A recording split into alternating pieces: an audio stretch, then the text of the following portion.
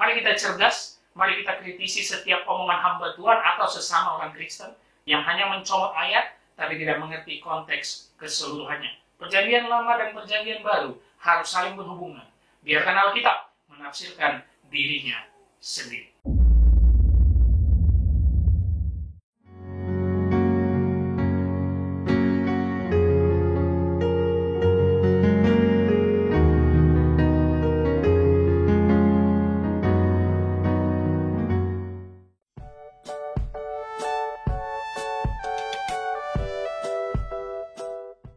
Saudara, ada yang menarik satu kisah. Saya akan memberikan satu pengajaran tentang perikop membayar pajak kepada kaisar. Ini benar-benar pengajaran yang sangat dalam diberikan Tuhan kita Yesus Kristus. Bapak Saudara bisa melihat nanti dari Markus 12 ayat 13 sampai 17. Markus 12 ayat 13 sampai 17.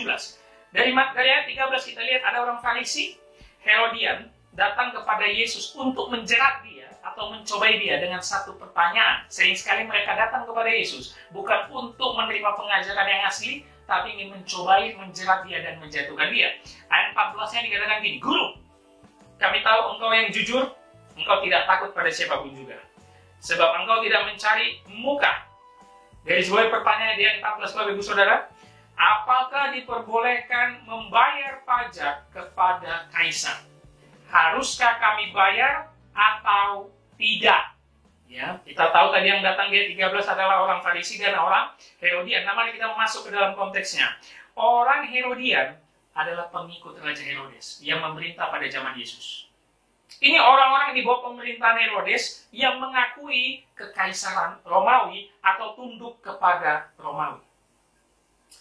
Tidak membayar pajak kepada kaisar itu memiliki hukuman yang sangat berat, Bapak Ibu Saudara.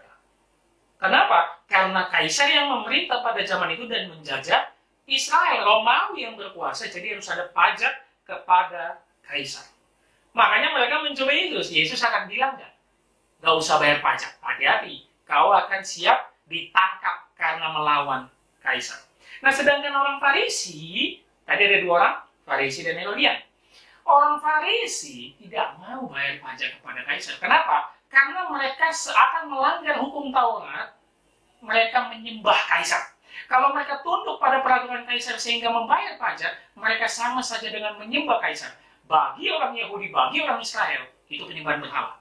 Karena mereka hanya mau tunduk dan menyembah Allah Yahweh, YHWH. Sehingga mereka tidak mau. Mereka datang kepada Yesus untuk bertanya gitu, Yesus, kau ada di pihak kami atau tidak? Kau kan orang Yahudi. Kau harus bilang tidak usah bayar pajak kepada kaisar. Jadi Yesus ini berada di tengah-tengah, ditarik satu sisi oleh orang Farisi, ditarik satu sisi oleh orang Herodian. Kalau ia berkata membayar pajak kepada kaisar tidak sesuai hukum Taurat, maka orang Herodian akan melapor kepada Romawi dan Yesus tangkap. Tapi kalau dia bilang harus bayar pajak kepada kaisar, maka orang Farisi yang mendengar itu berkata, kau pengkhianat bangsa, kau orang murtad, bahwa kau menyembah kaisar, tidak tunduk kepada Allah Yahweh. Kita lihat ayat 15 respon Yesus ya Bapak Ibu Saudara. Tetapi Yesus mengetahui kemunafikan mereka, lalu berkata kepada mereka, mengapa engkau mencobai aku? Bawa kemari 1 dinar supaya kulihat.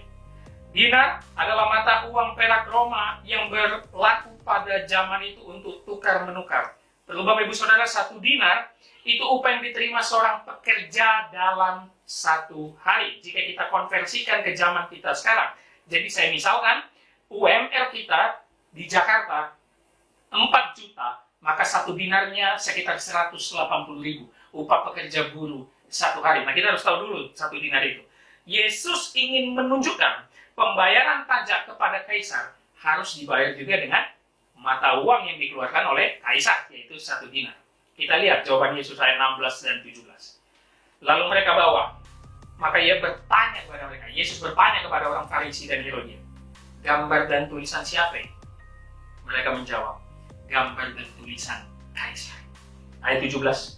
Lalu Yesus berkata kepada mereka, berikanlah kepada kaisar apa yang wajib kamu berikan kepada kaisar, dan kepada Allah apa yang wajib kamu berikan kepada Allah. Mereka sangat heran mendengarnya, takjub mendengar. Kenapa? Mari kita kritisi dan kita dalami. Kata kerja yang diterjemahkan berikanlah dalam terjemahan Yunaninya apodote mempunyai arti mengembalikan barang kepada orang yang memiliki barang itu. Pajak harus dikembalikan kepada kaisar karena kaisar yang memerintah dan memiliki segala peredaran uang karena dia menjajah Israel. Manusia.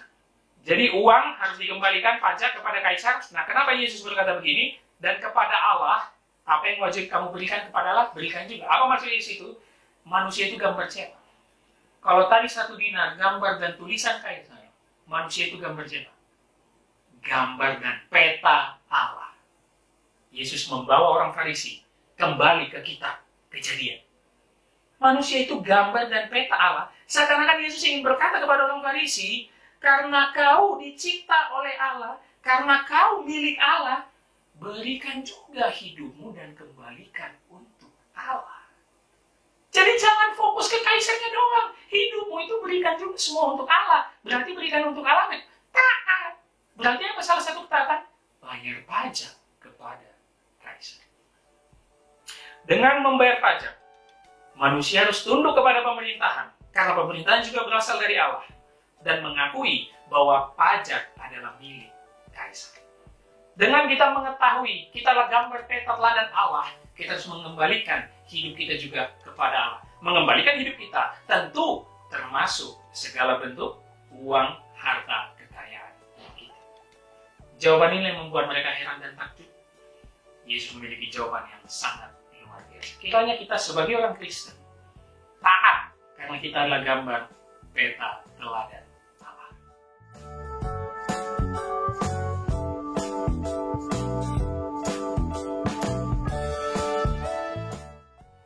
Banyak menabur, banyak menuai. 2 Korintus 9 ayat 6. Camkanlah ini, orang yang menabur sedikit akan menuai sedikit, dan orang yang menabur banyak akan menuai banyak juga. Kalimat ini sering dicomot atau digunakan oleh pendeta di zaman sekarang untuk mengajak jemaat, ayo memberi persembahan lebih banyak lagi agar Tuhan melipat gandakan persembahanmu. Dia mengajak agar kita mendapat berkat, bisnis makin maju, kekayaan bertambah. Tapi kalau kita kembali ke konteks, apakah benar demikian? Mari kita lihat ayat selanjutnya. Di ayat 7 dikatakan Paulus, hendaklah masing-masing memberikan menurut kerelaan hatinya. Yang artinya, motivasi kita dalam memberi bukanlah untuk mendapatkan balasan lebih, tetapi memberi sesuai dengan kerelaan hati kita. Ditambah lagi, di ayat 8 dikatakan, supaya kamu senantiasa berkecukupan di dalam segala sesuatu dan malah berkelebihan di dalam berbagai kebajikan. Kebajikan artinya kebaikan. Apakah kebaikan berhubungan dengan hal dunia? Tentu tidak. Kebaikan itu berhubungan dengan rohani kita. Dan lagi, di bawahnya, di ayat 11 dikatakan, dan melipat gandakannya dan menumbuhkan buah-buah kebenaranmu. Semakin jelas bukan bahwa perikop ini memang menceritakan tentang hal memberi, tetapi di dalam balasannya kita bukan mendapatkan hal duniawi, tetapi hal-hal rohani. Yang pertama, ditambahkan dalam hal kebajikan. Yang kedua, ditambahkan dalam hal kemurahan hati. Dan kalau kita lihat dari perikop sebelumnya, dari 2 Korintus 9 ayat 1 sampai 5, itu bercerita tentang jemaat Makedonia. Mereka memberi lebih dari kemampuan mereka, tetapi mereka tidak menjadi kaya. Apakah jemaat sekarang mau memberikan lebih dari apa yang mereka mampu, tetapi tidak menjadi kaya?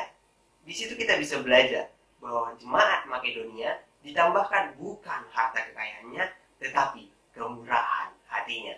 Jadi saudara, jangan aminkan ayat ini untuk kekayaan duniawi, tetapi aminkanlah ayat ini untuk menambahkan kebajikan di dalam dirimu dan kemurahan hatimu.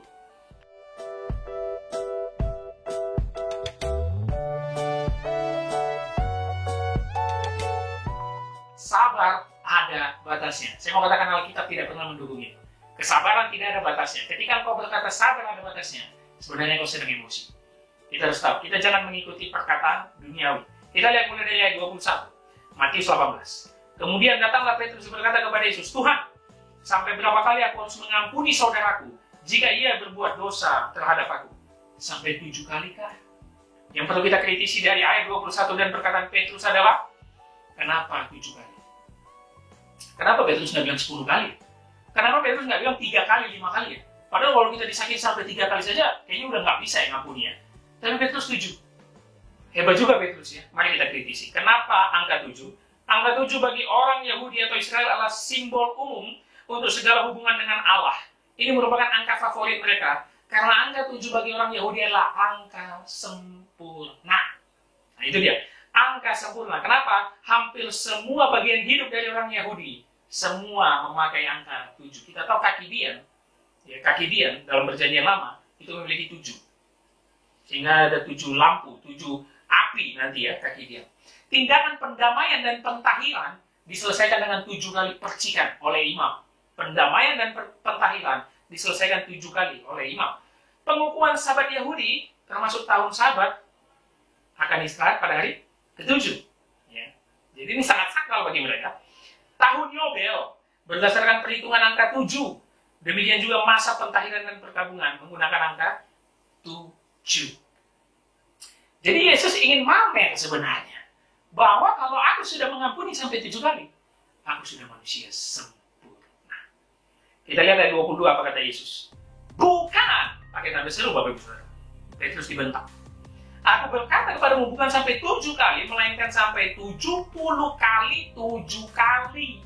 70 kali 7 kali. Kalau kita kalikan dengan matematika langsung, maka mengeluarkan angka 490 ya. Tapi perkataan Yesus nggak gitu. Perkataannya adalah sampai 70 kali 7, ada kalinya lagi belakang.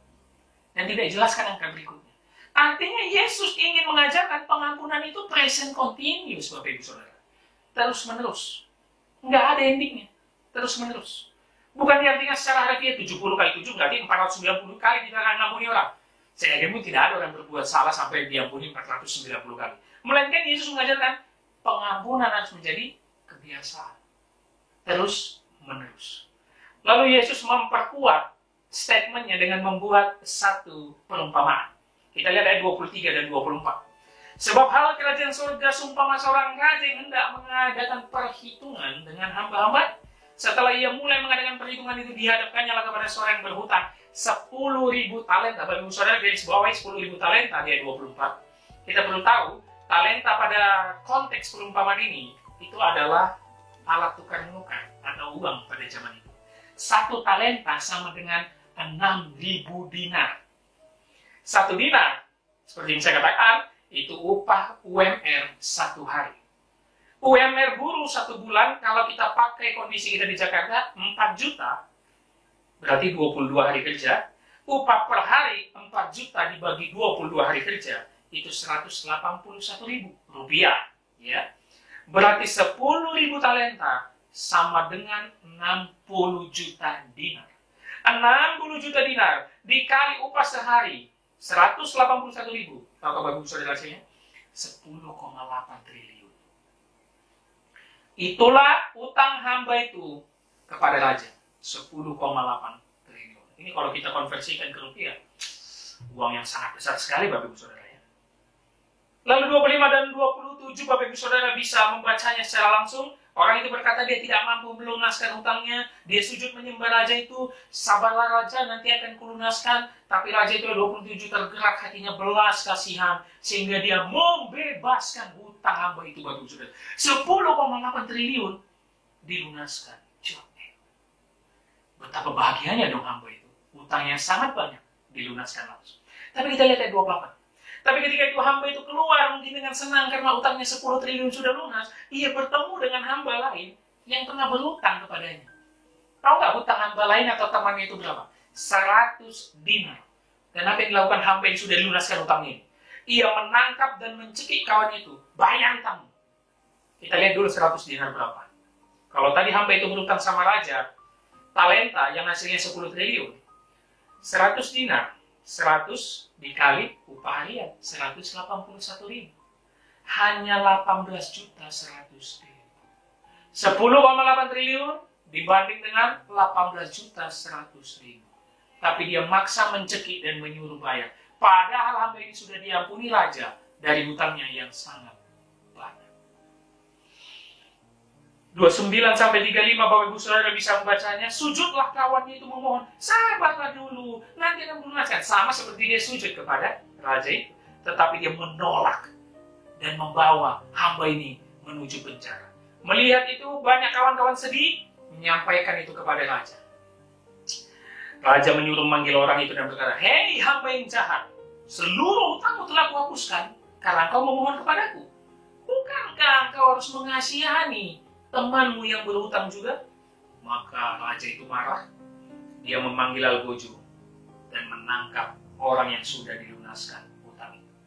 Di penutup ayat 35, Yesus berkata, "Maka Bapakku yang di sorga akan berbuat demikian juga terhadap kamu apabila kamu tidak mengampuni saudara kamu." Apa maksud perumpamaan Yesus terhadap Petrus?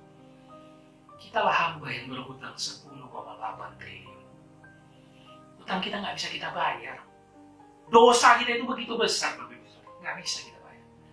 Tapi lewat belas kasihan, anugerah, by grace, Raja Allah yang berkuasa melalui anak yang tunggal Tuhan kita Yesus Kristus, dia membebaskan hutang kita. Tapi ketika kita melihat kesalahan orang lain, kita tidak mau mengampuninya. Kita lupa kita telah diampuni. Orang-orang seperti inilah yang kelak akan merasakan siksaan kekal di api neraka. Ketika kita sudah diampuni Allah, kalau engkau umat pilihan yang merasakan anugerah Allah, maka tidak ada cara lain. Apapun kesalahan orang terhadap dirimu, mau berkali-kali pun, tetap ampuni. No excuse, karena kesalahan kita itu tidak terhingga besarnya kepada Tuhan kita, Yesus Kristus, tapi dia mau memberikan kasih dan anugerahnya untuk mengampuni kita. Pengampunan tidak ada batasnya.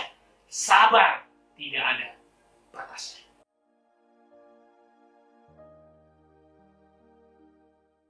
Nah teman-teman, begitu banyak sebenarnya ayat yang banyak disalah tafsirkan oleh hamba Tuhan maupun jemaat Tuhan. Ini pentingnya kita belajar kembali hanya ke Alkitab, kembali untuk menemukan kebenaran itu, dan tentunya kita harus menguras energi pikiran untuk mempelajarinya dengan benar. Oleh karena itu kiranya pengajaran kita selama 2 seri ini bisa membantu jemaat Tuhan agar mengkritisi setiap firman Tuhan maupun khotbah yang kita lakukan dalam ibadah kita setiap minggu. Kiranya Tuhan Yesus selalu memberikan kita hikmat untuk bisa tunduk pada kebenaran Alkitab dan mengartikannya secara utuh.